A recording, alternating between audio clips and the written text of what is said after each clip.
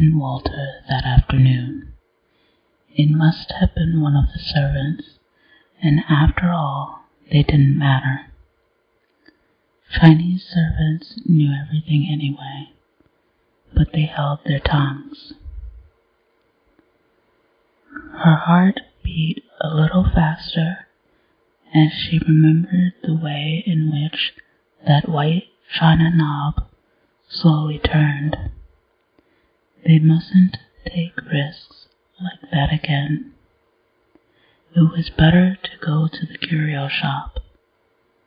No one who saw her go in would think anything of it, and they were absolutely safe there. The owner of the shop knew who Charlie was, and he was not such a fool as to put up the back of the assistant colonel secretary. What did anything matter really, but that Charlie loved her? She turned away from the veranda and went back into her sitting room.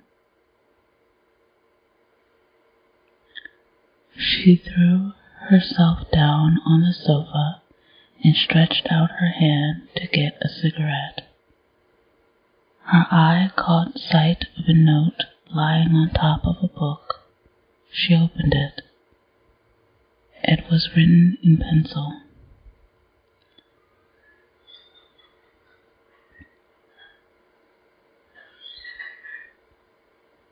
Dear Kitty, here's the book you wanted.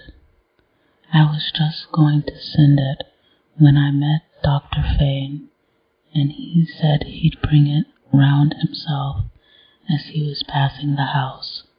V.H. She rang the bell, and when the boy came, asked him who had brought the book, and when. Master bring it, Missy, after tiffin, he answered. Then it had been Walter. She rang up the colonel secretary's office at once and asked for Charlie.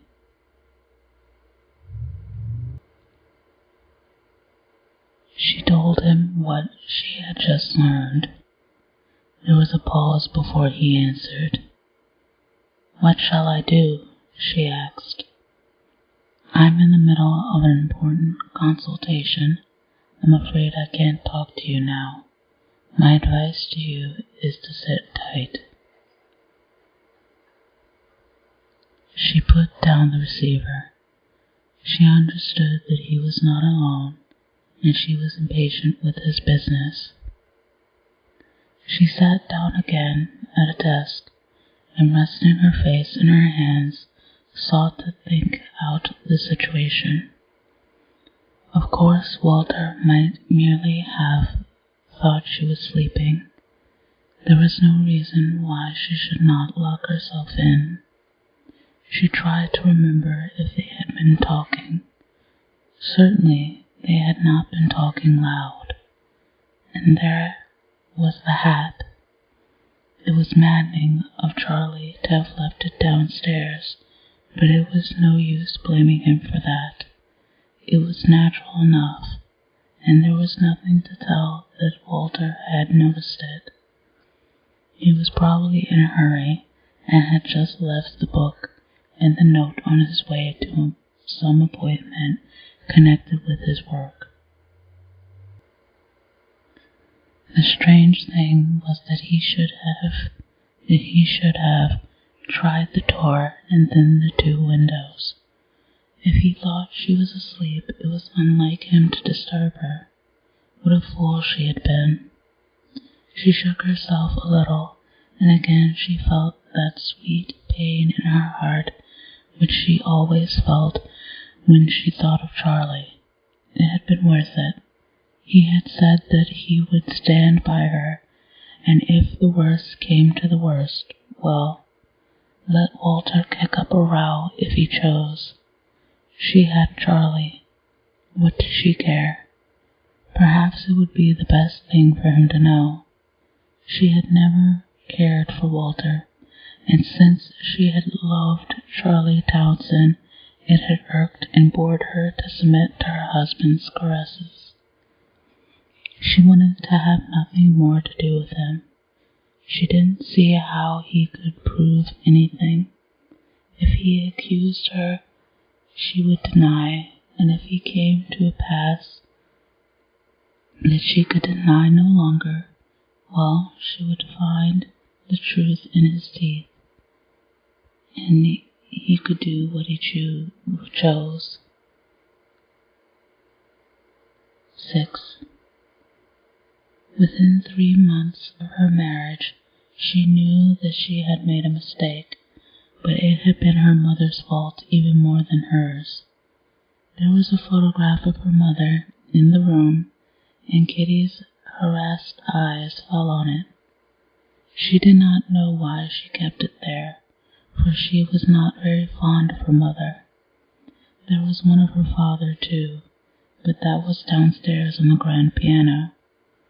It had been done when he took silk, and it represented him in wig and gown. Even they could not make him imposing. He was a little, wizened man, with tired eyes, a long upper lip, and a thin mouth. A facetious photographer had told him to look pleasant, but he had succeeded only in looking severe.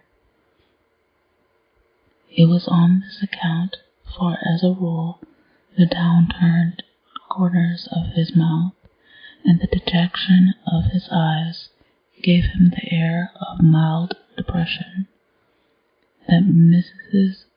Garriston, thinking it made him look judicial, had chosen it from among the proofs. But her own photograph showed her in the dress in which she had gone to court when her husband was made a king's counsel. She was very grand in the velvet gown, the long train so disposed as to show to advantage, with feathers in her hair and flowers in her hand. She held herself erect. She was a woman of 50, thin and flat-chested, with prominent cheekbones and a large, well-shaped nose. She had a great quantity of very smooth black hair, and Kitty had always suspected that, if not dyed, it was at least touched up. Her fine black eyes were never still, and this was the most noticeable thing about her. For when she was talking to you, it was disconcerting to see those restless eyes in that impassive, unlined and yellow face. They moved from one part of you to another, to other persons in the room, and then back to you. You felt that she was criticizing you, summing you up, watchful, meanwhile, of all that went around her, and that the words she spoke had no connection with her thoughts. 7. Mrs. Garriston was a hard, cruel, managing, ambitious, parsimonious, and stupid woman. She was the daughter of one of 5, of a solicitor in Liverpool, and Bernard Garriston had met her when he was on the Northern Circuit. He had seemed then a young man of promise, and her father said he would go far. He hadn't. He was painstaking, industrious, and capable, but he had not the will to advance himself. Mrs. Garriston despised him, but she recognized, though with bitterness, that she could only achieve success through him, and she set herself to drive him on the way she desired to go. She nagged him without mercy. She discovered that if she wanted him to do something which his sensitive sensitive and which his sensitiveness revolted against. She had only to give him no peace, and eventually, exhausted, he would yield. On her side, she set herself to cultivate the people who might be useful. She flattered the solicitors who would send her husband briefs and was familiar with their wives. She was obsequious to the judges and their ladies. She made much of promising politicians. In 25 years, Mrs. Garriston never invited anyone to dine at her house because she liked him. She gave large dinner parties at regular intervals, but parsimony was as strong in her as ambition. She hated to spend money. She flattered herself that she could make as much show as anyone else at half the price. Her dinners were long and elaborate, but thrifty, and she could never persuade herself that people, when they were eating and talking, knew what they drank. She wrapped a sparkling Moselle in a napkin and thought her guest took it for champagne. Bernard Garriston had a fair, though not a large, practice. Men who had been called after him had long outstripped him. Mrs. Garriston made him stand for Parliament.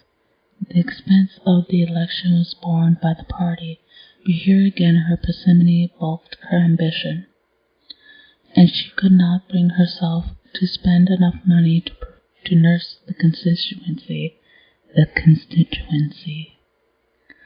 The subscriptions Bernard Garriston made to the innumerable funds a candidate is expected to contribute to were always just a little less than adequate. He was beaten. Though it would have pleased Mrs. Garriston to be a member's wife, she bore her disappointment with fortitude. The fact of her husband's standing had brought her in contact with a number of prominent persons, and she appreciated the addition to her social consequence. She knew that Bernard would never make his mark in the house. She wanted him to be a member, only that he might have claim on the gratitude of his party, and surely to fight 2 or 3 losing seats would give him that. But he was still a junior, and many younger men than he had already taken silk. It was necessary that he should too, not only because otherwise he would scarcely hope to be made a judge, but on her account also. It mortified her to go into dinner after women 10 years younger than herself. But here she encountered in her husband an obstinacy which she had not for years been accustomed to. He was afraid that as a K.C. he would get no work. A bird in the hand was worth 2 in the bush, he told her, to which she retorted that a proverb was the last refuge of the mentally destitute. He suggested to her the possibility that his income would be halved, and he knew that there was no argument which could have greater weight with her. She would not listen. She called him Paulsatimus. She gave him no peace, and at last, as always, he yielded. He applied for silk, and it was promptly awarded him. His misgivings were justified. He made no headway as a leader, and his briefs were few. But he conceded any disappointment he may have felt, and if he reproached his wife, it was in his heart. He grew perhaps a little more silent, but he had always been silent at home, and no one in his family noticed a change in him. His daughters had never looked upon him as anything but a source of income. It had always seemed perfectly natural that he should lead a dog's life in order to provide them with board and lodging, clothes, holidays, and money for odds and ends. And now, understanding that through his fault money was less plentiful, the indifference they had felt for him was tinged with an exasperated contempt.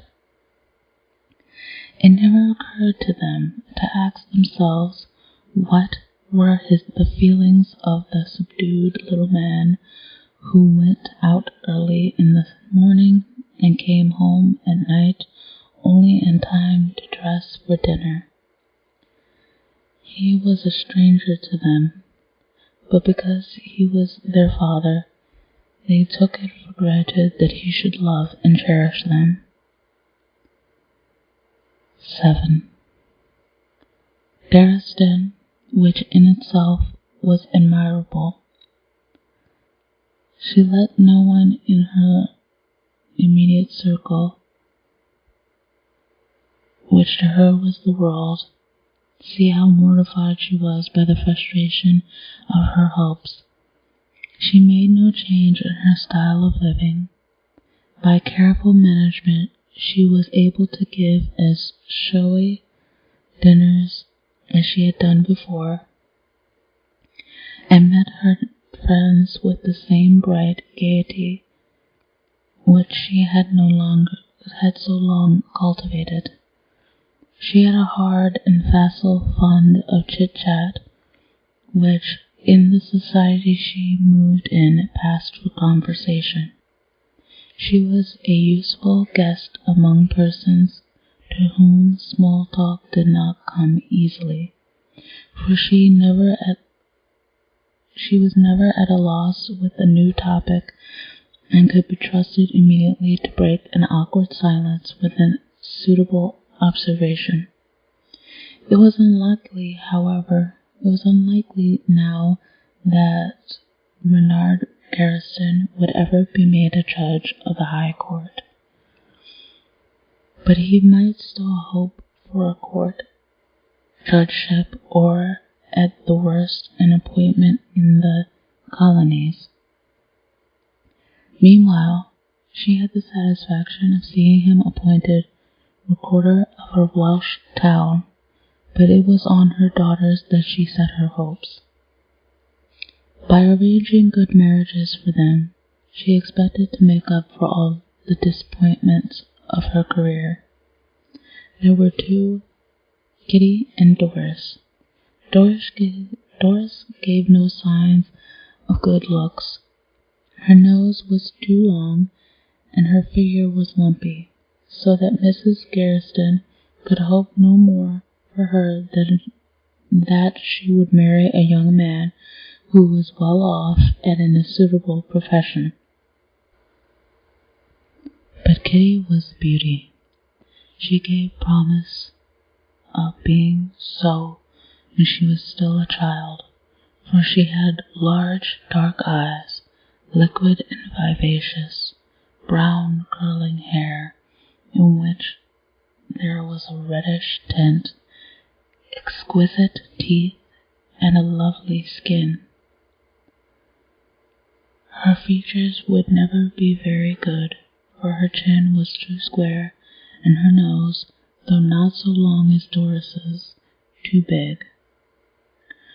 Her beauty depended a good deal on her youth, and Mrs. Garriston realized that she must marry in the first flush of her maidenhood.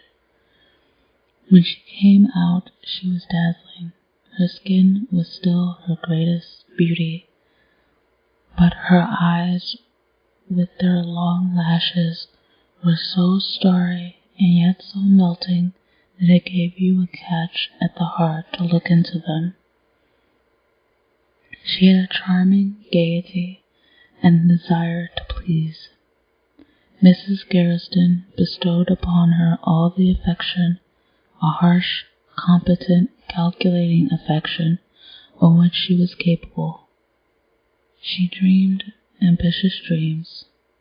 It was not a good marriage she aimed at for her daughter, but a brilliant one. Kitty had been brought up with the knowledge that she was going to be a beautiful woman, and she more than suspected her mother's ambition. It accorded with her own desires. She was launched upon the world, and Mrs. Garriston performed prodigies in getting herself invited to dances where her daughter might meet eligible men. Kitty was a success. She was amusing as well as beautiful, and very soon she had a dozen men in love with her, but none was suitable. And Kitty, charming and friendly withal, took care to commit herself with none. The drawing room in South Kensington was filled on Sunday afternoons with amorous youth. But Mrs. Garriston observed, with a grim smile of approval, that it needed no effort on her part to keep them at a distance from Kitty. Kitty was prepared to flirt with them,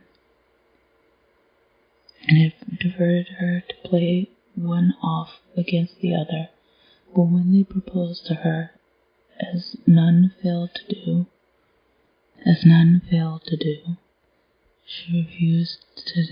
she refused them with tact but decision. Her first season passed without the perfect suitor presenting himself, and the second also, but she was young and could afford to wait.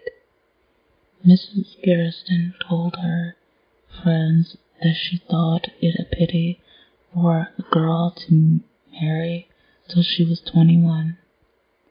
But a third year passed, and then a fourth. 2 or 3 of her old admirers proposed again, but they were still penniless. 1 or 2 boys younger than herself proposed. A retired Indian civilian, a K.C.I.E., did the same. He was 53. Kitty still danced a great deal. She went to Wimbledon and Lord's, to Ascot and Henley. She was thoroughly enjoying herself, but still no one whose position and income were satisfactory asked her to marry him. Mrs. Garriston began to grow uneasy. She noticed that Kitty was beginning to attract men of 40 and over. She reminded her that she would not be any longer so pretty in a year or 2, and the young girls were coming out all the time. Mrs. Garriston did not mince her words in the domestic circle, and she warned her daughter tartly that she would miss her market. Kitty shrugged her shoulders. She thought herself as pretty as ever, prettier perhaps, for she had learnt how to dress in the last 4 years, and she had plenty of time. If she wanted to marry just to be married, there were a dozen boys who would jump at the chance. Surely the right man would come along sooner or later, but Mrs. Garriston judged the situation more shrewdly. With anger in her heart for the beautiful daughter who had missed her chances, she set her standards a little lower. She turned back to the professional class at which she had sneered in her pride, and looked about for a young lawyer or a businessman whose future inspired her with confidence. Kitty reached the age of 25 and was still unmarried. Mrs. Garrison was exasperated, and she did not hesitate often to give Kitty a piece of her very unpleasant mind. She asked her how much longer she expected her father to support her. She had spent sums he could ill afford in order to give her a chance, and she had not taken it. It never struck Mrs. Garrison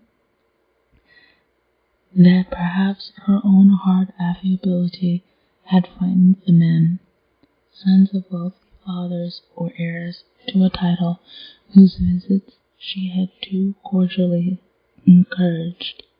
She put down Kitty's failure to stupidity. Then Doris came out. She had a long nose still, and a poor figure, and she danced badly. In her first season, she became engaged to Geoffrey Dennison. He was the only son of a prosperous surgeon who had been given a baronetcy